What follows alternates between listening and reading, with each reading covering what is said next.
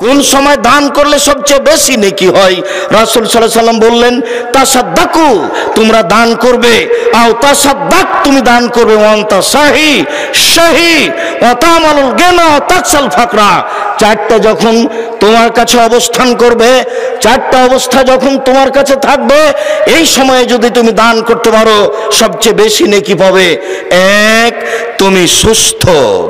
দুই, তুমি অর্থের প্রতি লোভী। তিন, তুমি অর্থের চিন্তা ভাবনা করো। চার, দান করলে কমে যাবে এরকম একটা পরিস্থিতি তোমার মধ্যে বিরাজ করছে। এই সময়ে যদি তুমি দান করতে পারো তাহলে সবচেয়ে বেশি নেকি পাবে। পৃথিবীর মুসলিম পুরুষ নারী তোমরা যদি এই অবস্থায় দান করতে পারো তাহলে তোমাদের সবচেয়ে বেশি নেকি হবে। সম্মানিত দিনী ভাই বোন, আবু মুসা আশআরী রাদিয়াল্লাহু তাআলা আনহু বলেন, রাসূল সাল্লাল্লাহু আলাইহি সাল্লাম একদা বললেন, আলা কুল্লি মুসলিম সাদাকা, পৃথিবীর প্রত্যেকটা পুরুষ নারীকে দান করতে হবে, পৃথিবীর প্রত্যেকটা পুরুষ নারীকে দান করতে হবে। এই কথা বলার সাথে সাথে সাহাবীগণ বলে বসলেন, ফাইলাম ইস্তাতে, যদি সম্ভব না হয় তাহলে কি করে দান করবে? আপনি যেভাবে বলছেন সবাইকে দান করতে হবে, সবাই তো দান করতে পারবে না, টাকা না থাকলে কিভাবে দান করবে? তখন রাসূল সাল্লাল্লাহু আলাইহি ওয়াসাল্লাম বলছেন, ইয়ামাল ফি বাইতিন নাস, মানুষ মানুষের বাড়িতে কাজ করবে, তারপরে যেটা পাবে এনফা নফস ইয়াতাসাদ্দাক, যেটা মানুষের বাড়িতে কাজ করে দিন মজুরি করে পেয়েছে সেইখান থেকে দান করবে এবং নিজে উপকৃত হবে।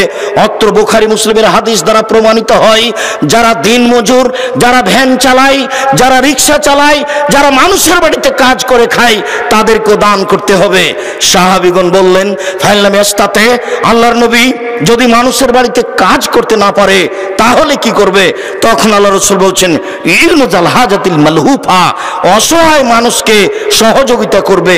একটা লোক ভ্যান নিয়ে যাচ্ছিল, ঠেকে গেছে, আপনি ধরে একটু পার করে দিলেন, অসহায় মানুষের সহযোগিতা করলেন, এটাই হলো দান।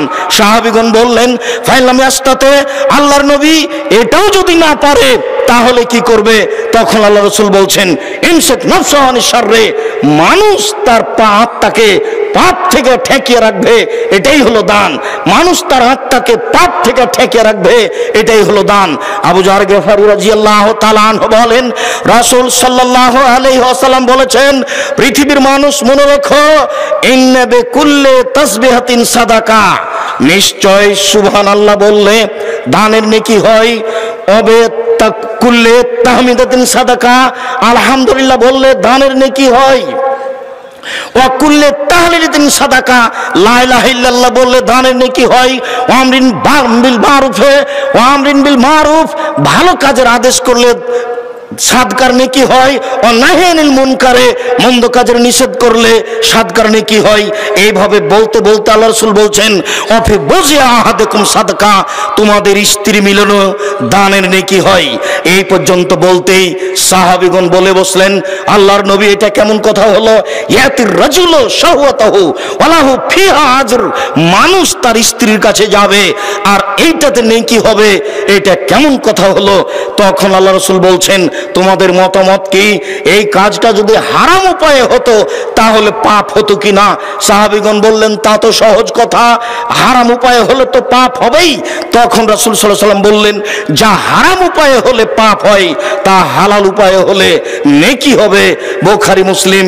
সম্মানিত দিনী ভাই বোন, আমি আপনাদেরকে দান করার জন্য অনুরোধ জানিয়ে বলতে যাচ্ছি, আবু হুরায়রা রাদিয়াল্লাহু তাআলা আনহু বলেন, রাসূল সাল্লাল্লাহু আলাইহি সাল্লাম বলেছেন, মা মিন ইয়ামিন ইসবুহুল ইবাদু ফিহি, প্রত্যেক দিন সকালে যেখানে আদম সন্তান সকাল করে, প্রত্যেক দিন সকালে আকাশ থেকে দুইজন ফেরেশতা নেমে আসেন।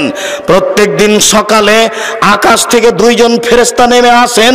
একুল আহাদুহুমা, দুইজনের একজন বলেন, আল্লাহুম্মা আতে লিকুল্লি মুনফিকিন খালাফা, আল্লাহ যে যতটুকু দান করলো তুমি তার ততটুকু পূর্ণ করে দাও। আল্লাহ যে যতটুকু দান করলো তুমি তার ততটুকু পূর্ণ করে দাও। ওয়াকুল আখার, অপরজন বলেন, আল্লাহুম্মা আতে লিকুল্লি মুমসিকিন তালাফা, যে যতটুকু দান করলো না তুমি তার ততটুকু ক্ষতি করে দাও। যে যতটুকু দান করলো না তুমি তার ততটুকু ক্ষতি করে দাও।